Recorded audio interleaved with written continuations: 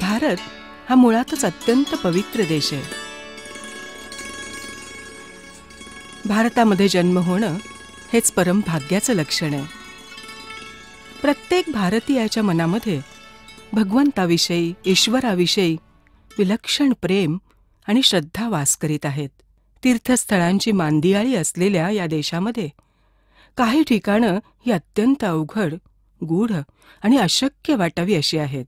तीर्थराजांच्या या मालेतील एक अत्यंत अपरिचित, निगूढ, अनेक ऋषीमुनींची तपोभूमी असलेलं, मानवी हस्तक्षेपापासून मुक्त असलेलं पुण्य पावन क्षेत्र म्हणजे दक्षिण भारतातील श्री क्षेत्र कर्दळीवन.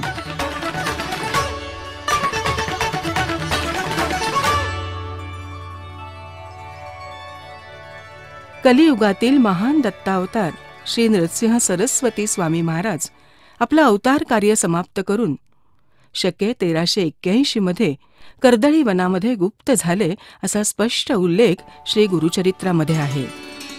पुण्यातल्या कर्दळीवन सेवा संघाने आयोजित केलेल्या कर्दळीवन पंचपरिक्रमेस आता आपण जाणार आहोत.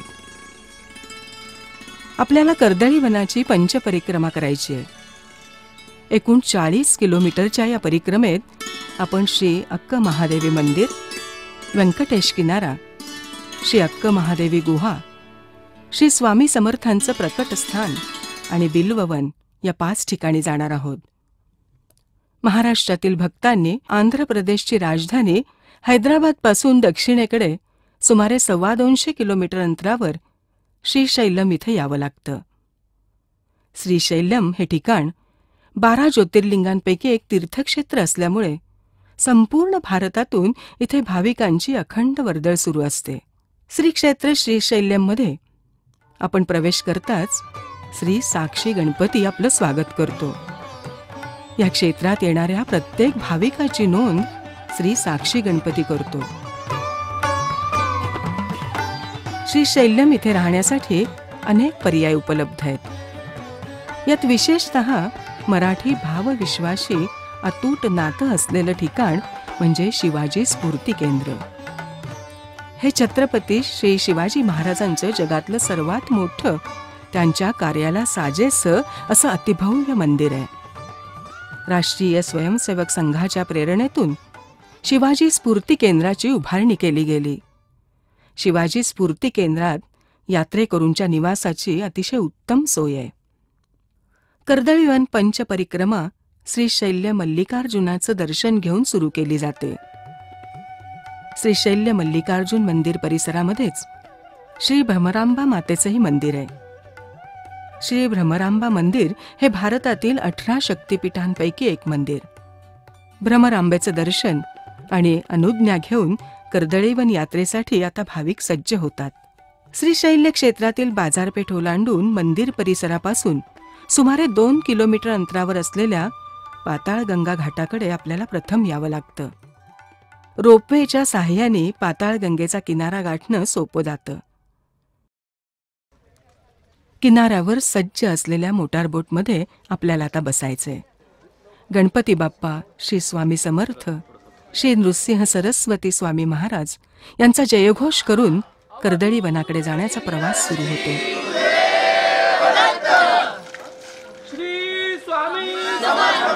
नावेचा प्रवास सुरू झाला की आपला इतर जगाशी असलेला संपर्क तुटतो. आपण खरोखरच जगापासून पूर्ण विलग होतो. आता पुढचे 4 दिवस मोबाईल, इंटरनेट, वीज, घरदार, आधुनिक सोयी सुविधा यापैकी काहीही आपल्याला मिळणार नाही. किंबहुना 4 दिवस संपूर्ण जग आणि आपला काही संबंधच राहणार नाही. पठारी प्रदेशातून वाहताना विस्तीर्ण पात्र असलेली कृष्णा नदी नल्लामलई पर्वतरांगांमधून वाहताना अत्यंत अरुंद होते. काही ठिकाणी तर तिचं पात्र अवघं 300 फूट रुंदीचं आहे, पण तिच्या पात्राची खोली मात्र साधारण 3000 फूट इतकी प्रचंड आहे. श्रीशैल्य किनारा सोडल्यापासून साधारण तासाभराचा प्रवास करून आपला पहिला टप्पा आला आहे श्री अक्क महादेवी यांचं मंदिर. श्री अक्क महादेवींचं हे मंदिर एका नैसर्गिक गुहेत आहे. ही गुहा साधारण 1,00,000 वर्षापूर्वी तयार झाली असावी असा तज्ज्ञांचा अभ्यास सांगतो. या गुहेची बाह्य रचना ही अत्यंत वैशिष्ट्यपूर्ण आहे. हजारो वर्षांपूर्वी कृष्णेचं पाणी या पातळीपर्यंत होतं. प्रवाहाच्या तीव्र धारेने वर्षानुवर्षे इथला खडक कापून झिजून या गुहांना असा वैशिष्ट्यपूर्ण आकार मिळाला आहे. श्री अक्क महादेवी माता या 12व्या शतकातील महान वीरशैव संत होत. विरागी वृत्तीच्या अक्क महादेवी सर्व संग परित्याग करून श्रीशैल्यम इथे आल्या आणि सुरुवातीला या गुहेत त्यांनी काही काळ वास्तव्यही केलं. या गुहेमध्ये 450 फूट लांबीची आणखीन एक गुहा आहे. या गुहेच्या मुखाशी सुरुवातीला नीट उभं राहता येईल इतपतच उंची आहे.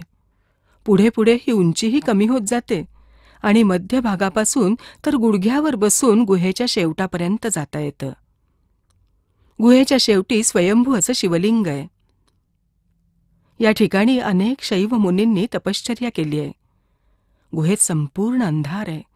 ऑक्सिजनचं प्रमाणही अत्यंत कमी असल्यामुळे इथे जास्त वेळ थांबताही येत नाही. अक्क महादेवी मंदिरापासून पुढच्या ठिकाणी जाण्यासाठी आपण परत नावेकडे परततो. इथून दिसणारं दृश्य केवळ अवर्णनीय आहे.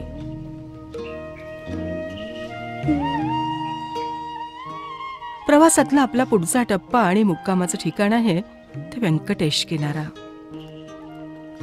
श्रीशैल्यम पासून व्यंकटेश किनारा सुमारे 22 किलोमीटर अंतरावर आहे.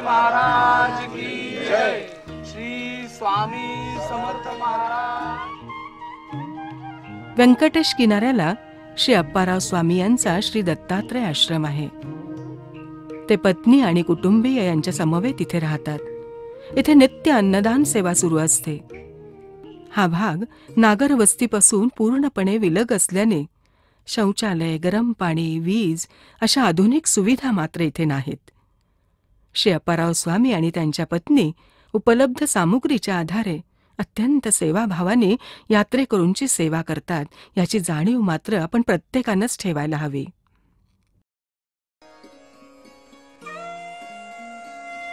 व्यंकटेश किनाऱ्याला दुसऱ्या दिवशी जाग आल्यावर आपणही सकाळी लवकर उठून प्रातर्विधी आटोपून कर्दळी वनात जाण्याची लगबगीने तयारी करू लागतो.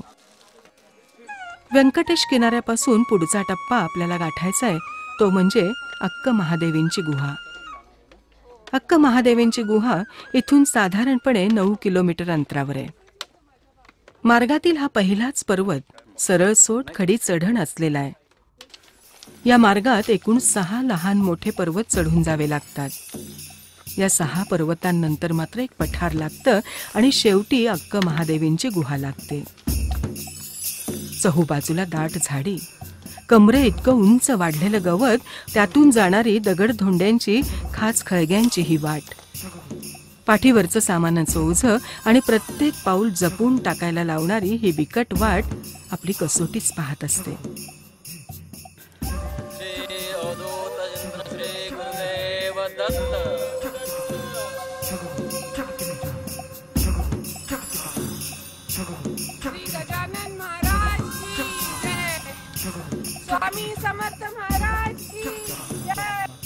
आता मात्र जंगल अधिक दाट होत चाललंय. चढणही बरीचशी संपत आली आहे. या मार्गावर दुतर्फा भली मोठी वारुळं लागतात. क्वचित प्रसंगी साप, नाग, अगदी अजगराचंही दर्शन होऊ शकतं. पठारावरील या मार्गात एके ठिकाणी एका खडकामध्ये श्री स्वामी समर्थांचं पाऊल उमटलेलं आहे. यात्रेकरू या पदचिन्हाची मनोभावे उपलब्ध साहित्यांनी यथाशक्ती अशी पूजा करतात. आता एका कातळ वाटेने आपण पुढे जात आहोत. पाण्याचा एक छोटा प्रवाहही आपल्या सोबत येतोय. आपण श्री अक्क महादेवी गुहेच्या जवळ आल्याचीच ही खूण आहे.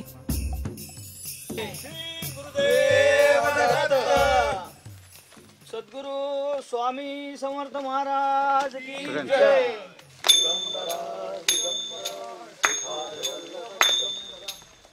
अक्क महादेवींची गुहा ही प्रशस्त ऐसपैस आहे. एक बारमाही लहान धबधबा गुहेच्या समोरील खालच्या दरीत कोसळतो. दरीच्या उतरण्याच्या मार्गावर पाण्याचे एक टाके आहे. ही गुहा म्हणजे अक्क महादेवी यांची तपोभूमी आहे.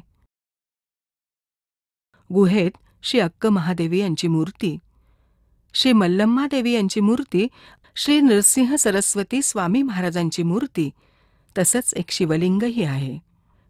कर्दळी वन परिसरातील हे अरण्य जैवविविधतेनं अत्यंत समृद्ध आहे. अनेक प्रकारच्या वनस्पती, शेकडो वर्षे वयांची प्रचंड वृक्ष संपदा हे या भूभागाचं वैशिष्ट्यच आहे. नल्लमलाई पर्वतरांगा आणि कर्दळी वनात चेंचू या आदिवासी जमातीचे लोक राहतात. अत्यंत अदीम अवस्थेत राहणारे हे लोक आजही बांबूच्या धनुष्यांच्या साह्याने शिकार करून आपली उपजीविका करतात. आधुनिक नागर जीवनापासून अत्यंत दूर आणि विलग असलेल्या चेंचूंचं जीवन पूर्णपणे निसर्गाच्या अधीन आहे. आपले पुढचे 2 मुक्काम श्री अक्क महादेवी गुहेत होणार आहेत. आजवर अगणित सिद्धांनी या गुहेमध्ये साधना केलेली आहे. इथलं वातावरण अद्भुत दैवी स्पंदनांनी भारलेलं आहे, हे इथे येताच आपल्याला जाणवतं. विजेची सोय नसल्याने सर्व व्यवहार हे विजेरीच्या प्रकाशात आणि संपूर्ण गुहेत प्रकाशित केलेल्या दिव्यांच्या प्रकाशातच करावे लागतात. आजवर आपण वर्षानुवर्षे दीपावली, दीपोत्सव साजरी केली आहे.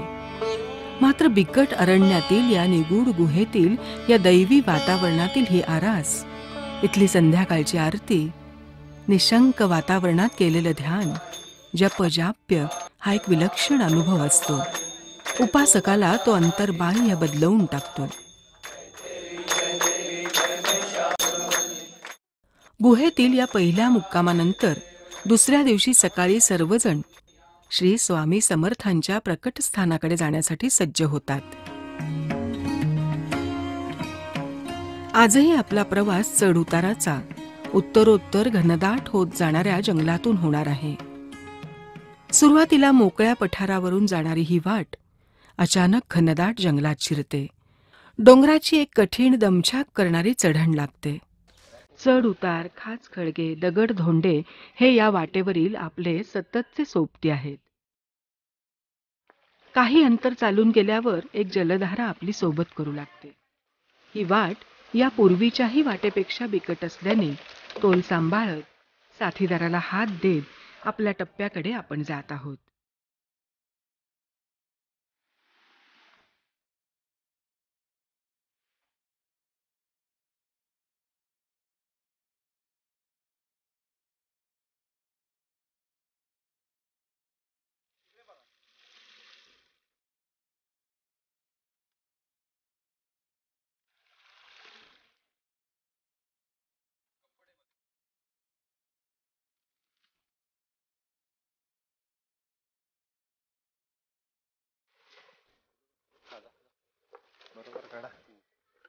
आपल्या सोबत असणारी ही जलधारा अचानक एका मोठ्या कपारीत एका धबधब्याचं रूप घेऊन कोसळत असल्याचं आपल्याला दिसतं. आपल्या पायाखालील पायवाटही संपलेली आहे. आपण श्री स्वामी समर्थांच्या प्रकटस्थानापर्यंत येऊन पोचलो आहोत. श्री स्वामी समर्थांचं प्रकटस्थान मोठं रमणीय आहे. प्रचंड मोठ्या शिलाखंडावरून, पायऱ्या पायऱ्यांच्या रचनेवरून एक बारमाही धबधबा इथे खाली कोसळत आहे. अनेक टप्पे घेत उड्या मारत तो पुढे जातोय. या धबधब्याच्या अगदी मागे एका लहानशा गुहेमध्ये श्री स्वामी समर्थांचं प्रकटस्थान आहे. या धबधब्याखाली स्नान करून, शुचिर्भूत होऊन श्री स्वामी समर्थांच्या चरणाशी लीन होणं हा या कर्दळीवन यात्रेतील परमोच्च अनुभूतीचा क्षण.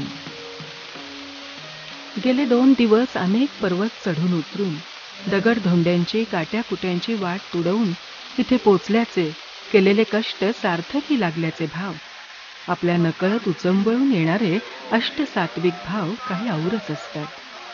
केलेल्या सर्व कष्टांची परतफेड अनेक पटींनी झाल्याचं अलौकिक समाधान इथे प्रत्येकाला मिळतं. ग्रंथश्रेष्ठ श्री गुरुचरित्रातील 51व्या अध्यायात वर्णन केल्याप्रमाणे दत्तावतार श्री नृसिंह सरस्वती स्वामी महाराज कर्दळी वनामध्ये गुप्त झाले. कर्दळी वनातच निबिड अरण्यात समाधी अवस्थेत राहण्याचं त्यांनी ठरवलं. इथेच या गुहेत ते समाधीस्थ अवस्थेत तब्बल 350 वर्ष होते. समाधीस्थ झाल्यानंतर 350 वर्षांनी एक चेंचू आदिवासी इथली लाकडं तोडण्यासाठी आला. स्वामी महाराज ज्या ठिकाणी समाधीस्थ झाले होते त्या वृक्षावरच त्यानं घाव घातला आणि तो घाव स्वामी महाराजांच्या मांडीवर बसला. श्री नृसिंह सरस्वती स्वामी महाराजांची शेकडो वर्षांची समाधी त्यामुळे भंग पावली. ते त्या वारुळातून बाहेर पडले त्यावेळी त्यांचं रूप मोठं दिव्य होतं. हे दिव्य स्वरूप पाहून तो चेंचू घाबरला. तो क्षमा याचना करू लागला.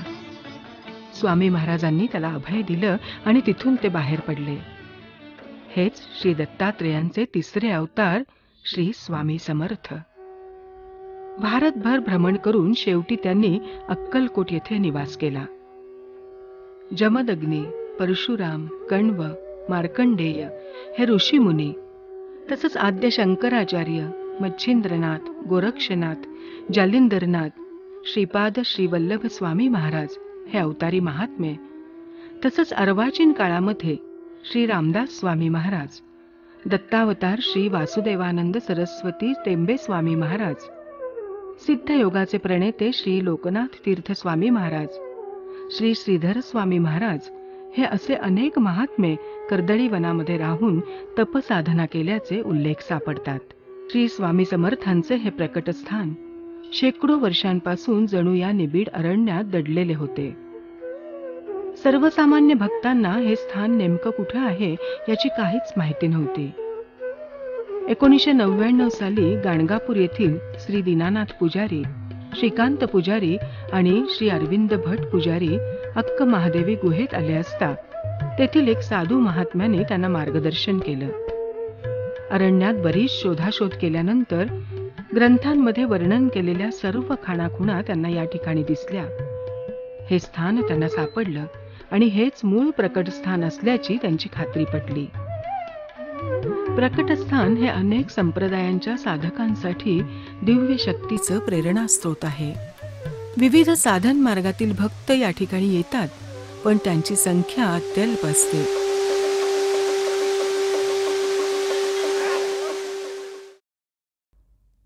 श्री स्वामी समर्थ महाराजांच्या प्रकटस्थानापासून पुढे पश्चिमेकडे साधारण 3 किलोमीटर अंतरावर बिल्ववन आहे. बिल्ववनापर्यंत पोहोचण्याचा मार्ग हा सर्वात जास्त कठीण आहे. शारीरिक क्षमतेची आणि आपल्या अवधानाची खरी परीक्षा या मार्गावर होते. शेवटपर्यंत ही जलधारा आपल्याला सोबत करते. या ठिकाणी सहसा कोणी जात नसल्याने कर्दळी वनात जाऊन आलेल्या बहुतेकांना हे स्थान अपरिचित आहे. बिल्ववनामध्ये अनेक ऋषीमुनींनी तपश्चर्या केलेली आहे. या ठिकाणी मार्कंडेय ऋषींना भगवान शिवशंकरांनी दर्शन दिलं आहे. बिल्ववनाच्या या टोकाला असलेल्या या कड्यावरून पाण्याचा हा प्रवाह खाली पाताळ गंगेमध्ये कोसळतो.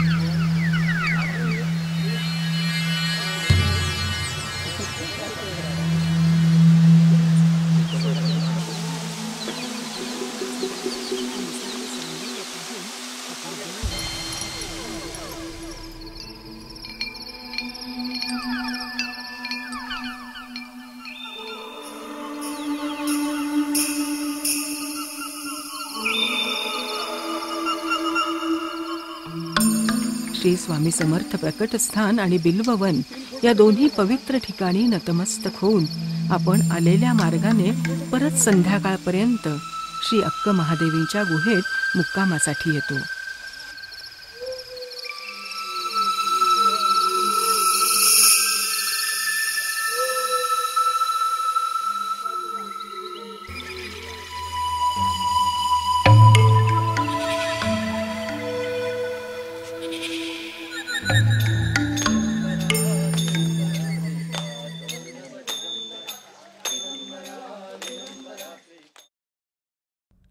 अक्क महादेवीच्या गुहेतील हा आपला दुसरा आणि शेवटचा मुक्काम आहे. दुसऱ्या दिवशी सकाळी लवकर तयार होऊन सर्वजण चालत परत व्यंकटेश किनाऱ्याला जाण्यासाठी निघणार आहोत. परतीचा मार्गही तोच. दगडधोंड्यातून खाच खळग्यातून जाणार आहे. अनेक तीव्र उतार, खडकाळ रस्ता, यामुळे चढणं सोपं पण उतरणं अवघड, या उक्तीचा पुरेपूर प्रत्यय आपल्याला येतो. व्यंकटेश किनाऱ्याला लागून असलेला शेवटचा तीव्र उतार आपली पुरेपूर परीक्षा घेतो.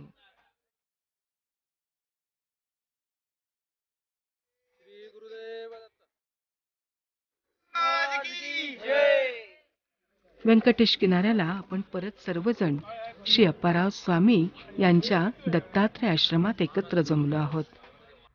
इथे थोडा वेळ विश्राम करून परत मोटारबोटने आपण श्रीशैल्यला परत निघालो आहोत.